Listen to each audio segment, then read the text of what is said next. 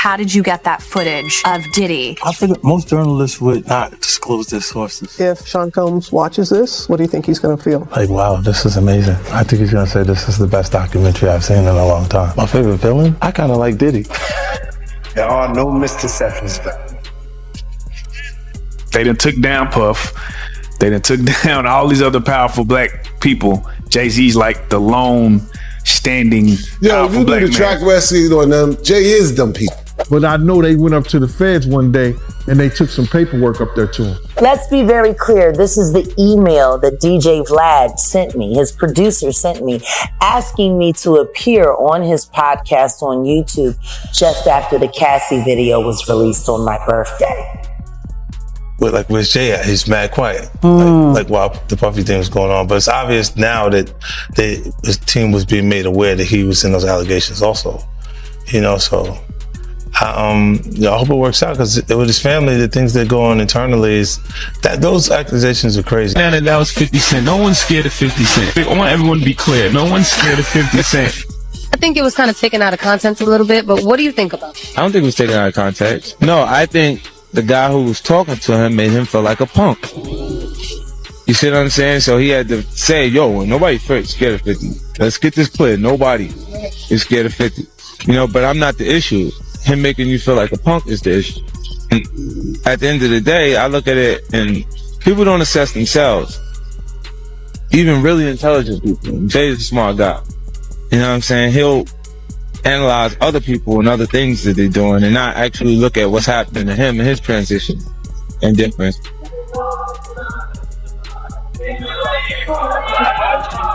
What's up, JC? Jay, your music saved my life, man. We're Sagittarius too, pa. Thank you so much.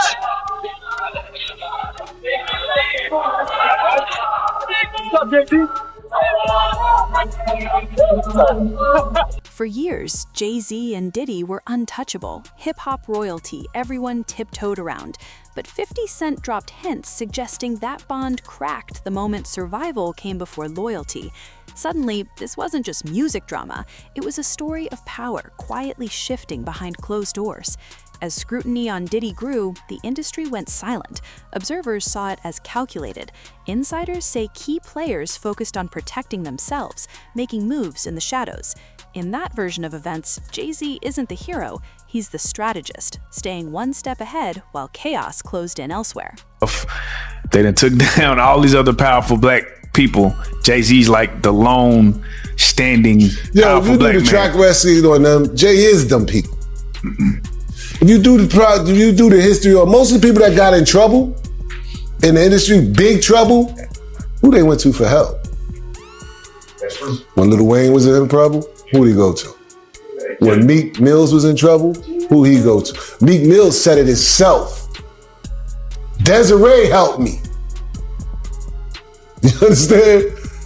So how could he be up next? You know what I'm saying? He is them people. They go to him when they got problems.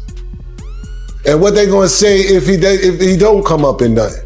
What they gonna say? Told you, he ain't got nothing to do with that. They still gonna cover it up anyway. But I don't think they coming after him at all.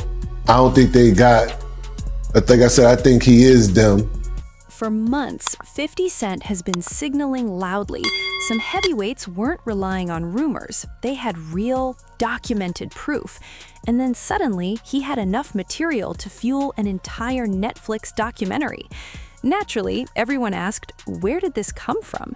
Insiders say Jay-Z understood exactly how explosive it was. Instead of diving into the fire, he opted for strategy over loyalty, creating distance, managing fallout, and securing his position. At that point, it wasn't about friendship anymore. It was about foresight, power, and making the right move before everything fell apart.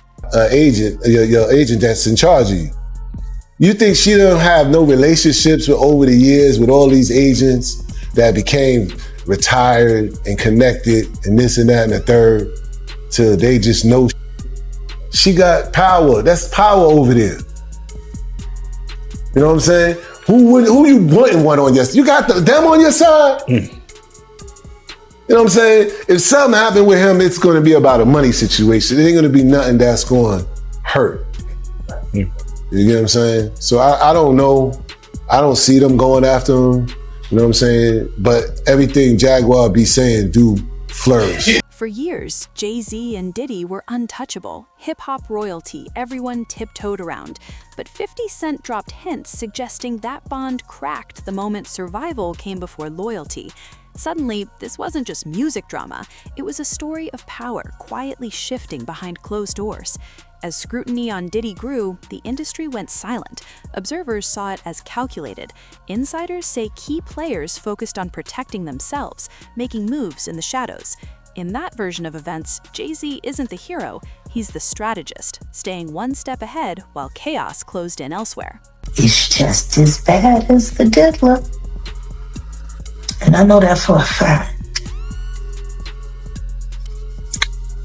I got the scars to prove it. You want to know what a box cutter feels like going into your skin and ripping you? I can tell you how it feels.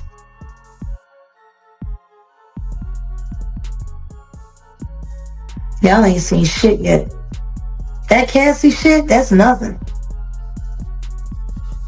I'm saying Sean Carter remembers everything he did to me and he's got it on tape.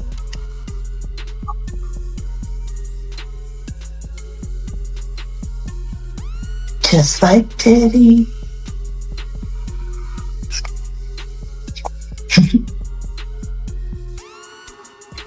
And they're gonna be crazy. It's gonna be the women that give them in. Jaguar insists separating them is pointless. They moved in sync, advanced side by side, and if one fell, they fell together. To her, their influence and decisions were always intertwined, their rise no accident. Pressure, accountability, consequences, they were never meant to hit just one person. Criminals. Diddy is a deal, and so is Jay-Z. The proof is there.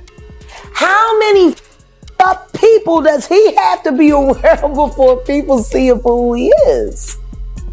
It seems like these artists are trying to run away from their past. Diddy changed his name multiple times to say, that's not me, I'm trying to move beyond Diddy, I'm Love now. It seems like Jay-Z would try to run away from his past. Calling that love and anything that he did love.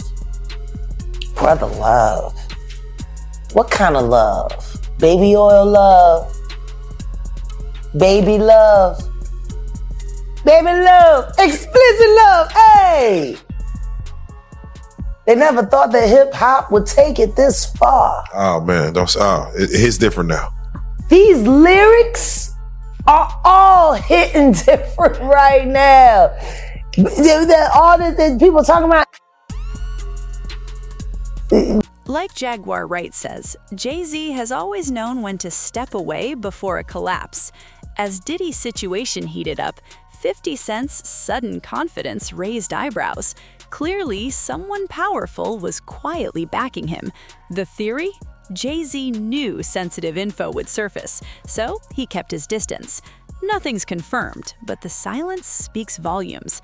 Betrayal, if it happened, came from within, not from outsiders. Jaguar emphasizes their stories are linked. Separating one from the other was never possible. Responsible for enacting Hype Williams to put Aaliyah on a faulty plane, to move her out the way as punishment for rejecting him, and so he could level up Beyonce, who was struggling. Let's just say allegedly that happened. Now I want you to think about 106th and Park with Mary J. Blige. Free, who is a victim of Sean Carter. Yeah. Mary J. Blige, who is a victim of Sean Combs, are sitting there talking about the death of Aaliyah amongst each other. Think about that. You got a Diddy victim, you got a Jay-Z victim, and you got a superstar gone. They know what happened. And yet, they had to sit there and have that conversation like they didn't know who did it. Think of the power of that moment. Think about Claudia Jordan right now. Claudia Jordan don't ever mention my mother name. She mentioned it yesterday. Talking about why people are afraid to come forward. You mean like you? You was Diddy girl. Corey was Jay-Z girl. Why don't you claim your friend? Claudia. So, Jack, when you say... When I say Corey, I'm talking about Kathy White. Oh, yeah. That's what I was about to ask. Jay-Z's pregnant mistress, who died of an imaginary aneurysm, just like the woman who was best friends with Kim and Kimura, who wrote the book Bling and died as soon as it made the bestsellers. The real eyebrow raiser? The legal chessboard. As claims surfaced, one name kept popping up tied to Diddy, Jay-Z's attorney, Alex Spiro. He was everywhere the action was, and people noticed. Observers saw it less as coincidence, more as calculated positioning. In this world, timing and legal leverage are as vital as influence. Spiro's presence sent a clear signal. Someone was already ahead, mapping the moves while the pressure mounted. Why now? Why? Because he's the acceptable monster at this time. Like R. Kelly was the last time I sat on this couch. So who's next? Y'all don't see the lineup? Oh, yeah, no. Yeah, we see the lineup. I'm just waiting to see who's next. Jay-Z is setting Diddy up. Why is everyone having such a hard time? He ain't doing shit different. He lined up D. Haven, stole his life and identity. He lined up Big L, stole his life and identity. He lined up Dame Dash, stole his life, identity, and took his love. Lined up R. Kelly. He wants to be the one. Yeah, shout out D. Haven. He actually hit us up, wanted to tell this story. You need to talk to D. Haven. Yeah, we need to talk to him. I told you that last year when I put... Loyalties changed fast. Observers also noted Puffy's reach across media and business, moments where some faced consequences while others remained untouched. Patterns emerged. And when Kanye West openly challenged Puffy and hinted at deeper ties, the reaction was instant. Proof that behind-the-scenes influence can shape outcomes faster than anyone expects. I want to put his seed inside of you and put it in everybody else. Wild in this world, yo. It's funny, you open up Beyonce's internet, it just gets weird. Beyonce's internet. That's what we're calling that it. That belongs to the devil. Unless you calling that the devil, she ain't nothing but an employee. Oh. And half of which dumbass bitch. So, you know, it's funny that it's crazy you say these things. Why don't nobody want to accept that? I think she went and the girl cats.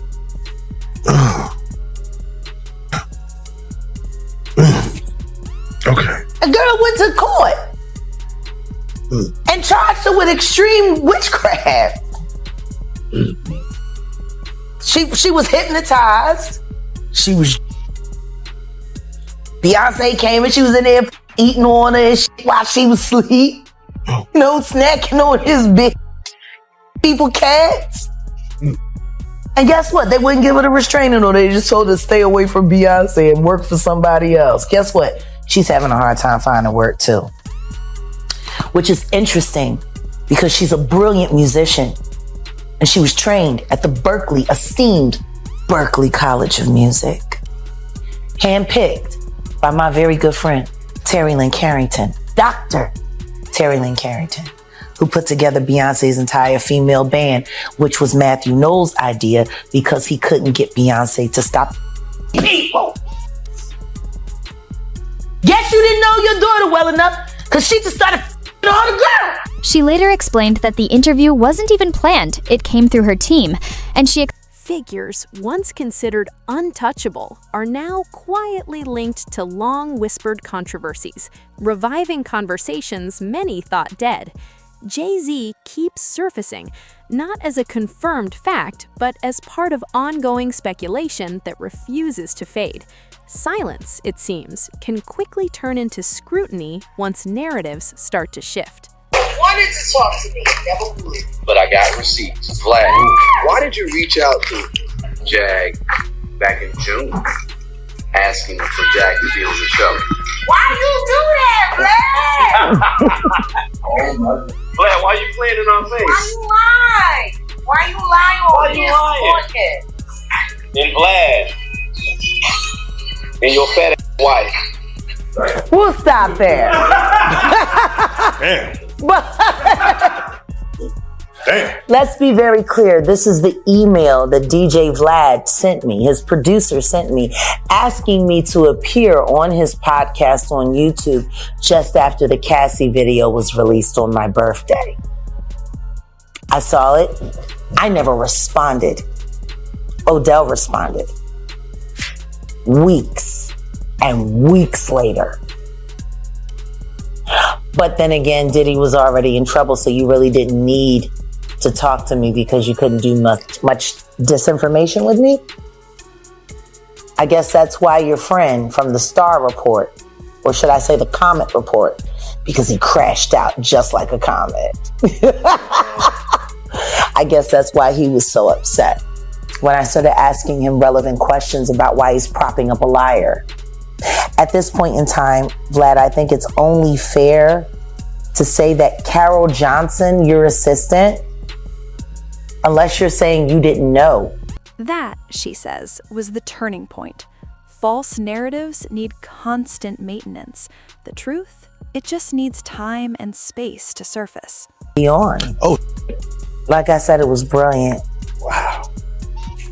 Because everything that he said, denouncing me and then confirming me and then talking about, that all happened a day before the report about the 9-year-old boy was released. And before people started confirming that the video that was being shopped around was Bieber and Diddy. See, that's the problem with running your mouth, Vlad. That's the problem. You didn't realize on Monday that every word that you said was going to be invalidated on Tuesday. See, that's what happens when you're a liar. See, I didn't have to worry about what I said on Monday, because I knew what I said on Monday was going to hold up on Wednesday. The truth needs no support, just time. She reminded viewers she had already flagged sensitive recordings months ago, quietly changing hands behind the scenes. At the time, no one took it seriously. Now, legal insiders say those materials match what she described. Alignment like that gives her claims serious weight, making it harder to dismiss her as mere speculation. It only needs time and room to surface. They go up to the feds with all this paperwork, you understand? And I mentioned this before, you understand? They not only talking about the extortion stuff, they talking about how they trying to be made to have this what you call this promotion, this distribution thing. And which I'm finding out they wasn't even gonna be a part of it until later. But they was in fear, like they was trying to be made to be a part of this whole distribution thing that Suge Knight was trying to build up with Rockefeller, because it was Dame Dash, it was Irv Gotti, it was Jay Prince, and Death Row. You understand what I'm saying? So now everybody wanna know who's this and who's that, and want to go back and say, yo, how do you know? It came from the horse's mouth. He said he got all the paperwork to prove it. Kirk Burrows said it plenty of times, but nobody won't sit down with him. I mean, like, you won't get none of these, these radio stations and all this stuff like that to sit down with him. He said, I got the paperwork. He got files from the from the DEA and the FBI, all that stuff like that. He got plenty of Figures once considered untouchable are now quietly linked to long-whispered controversies, reviving conversations many thought dead. Jay-Z keeps surfacing, not as a confirmed fact, but as part of ongoing speculation that refuses to fade. Silence, it seems, can quickly turn into scrutiny once narratives start to shift. You know about that? So Jay-Z, he told you? Said that years ago, man. Said that years ago. What are you gonna do? They're gonna do whatever. Yo, listen to me. They're the reason why rap in New York went down the drain. They made sure that these young cats didn't come up with platforms and didn't come up with situations. Like Jay-Z, let me tell you something. Jay-Z and it's funny. It's funny. We were talking about how Puff and Ja Rule was cool. But at one time, Puff was trying to trick Ja Rule into going at Jay-Z. That whole weekend that he was with Sarah. The whole weekend they was in that hotel room. That day they was in that hotel room. All the way coming back on that G5 jet. He was trying to talk Ja Rule into going at Jay-Z. But now him and Jay-Z is like freaking frat. Crazy how things work. Loyalties changed fast. Observers also noted Puffy's reach across media and business, moments where some faced consequences while others remained untouched. Patterns emerged. And when Kanye West openly challenged Puffy and hinted at deeper ties, the reaction was instant. Proof that behind-the-scenes influence can shape outcomes faster than anyone expects. On Drink Champs, and he said that Puffy was the Feuds. What you think about him saying that? Well, when he's talking about the Feds, he could be saying that he's their ear. Puff is the one who goes back and he tells, like he did when Suge, when Jay Prince, when Irv Gotti, I think it was Irv Gotti could have been a part of that too. When they was all trying to get that distribution company together, he the one went back and told Jimmy Iovine them, and then him and Kirk Burrows Kirk said he didn't know what he was doing. They took paperwork and they took some stuff up to the feds, you understand, regarding Death Row now. I don't know the intricate details of what they took, but I know they went up to the feds one day and they took some paperwork. It all circles back to the original claim. Even if full details remain hidden, the patterns keep resurfacing.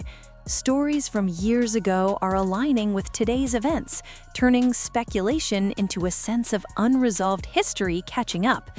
Those who share info quietly, often driven by fear of the power they're dealing with. Influence intimidates just as much as it protects. With that Jay-Z was in town. Well, you know he gonna do a show because Jay-Z, he doing a show. But you gotta realize Jay-Z had became an enemy of Pac because I think he had said some was gonna do a song with Big or whatever like that, the whole 9 yards. So Jay is now Pac's enemy too. So Chaz Williams, who was over Black Hands. Black Hands was one of the labels who did that Black Gangster had every artist in New York on. And Chaz, who is now getting into the music business, has become a music executive. And he was once a former gangster who was on American Gangster BET because they had him down for robbing 161 banks. That's what they put in their program and everything. but Chaz was a gangster in New York City that became a music executive. So he gets a phone call saying that Jay is not gonna come out the room because Tupac threatened him. So he's not gonna do his show. Can he make some phone calls, you understand, to get Pac off the bullshit? So I think he may have talked to Big D, and Big D and Eric B called Suge, and Suge was laughing, saying that wasn't him. Because they tried to make it seem like it was Suge that was doing it, but it was Pac. So I guess Suge called Pac. Pac let him go ahead and do his show and everything like that. But Jay was scared to come out his room. So that story was really true about Jay-Z being afraid to come out his hotel room. Yeah, come on, man. Yeah, he was scared. Probably still is scared. Gene later explained that while some tried to downplay the story, he stood by it and clarified why tensions were quickly smoothed over. At the time, there were efforts to ease rivalries and unite East and West Coast artists. Any clash between high-profile figures like Tupac and Jay-Z would have destroyed those plans. So calming things down wasn't denial, it was survival, keeping a fragile vision intact. Trying to start Death Row East Coast. And that would have been Pac, Eric B, and you know what I'm saying, all the dudes here in New York. So then they're gonna have groups coming back and forth from Cali to New York. So it was just good business just to chill out with that. But they was trying to chill out the whole thing. They had a big meeting and Puff wouldn't send a representative or let Zip or Chaz represent him in the meeting. Yeah, that's a wild story. Yeah, who told you this story, if you don't mind me asking? I was there. Oh, wow, I didn't know that, man. I didn't know you was there. So you was there when Jay was scared to come out his hotel room. I had no idea, man. I used to roll with Chaz every day, bro. And then it came out. And then it came out, somebody else told the story. But that, I think it may have been Dame Dash or something like that told the story.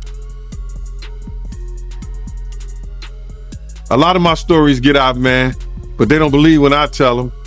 They believe it when they hear somebody. Looking at old stories alongside current events, the silence makes sense.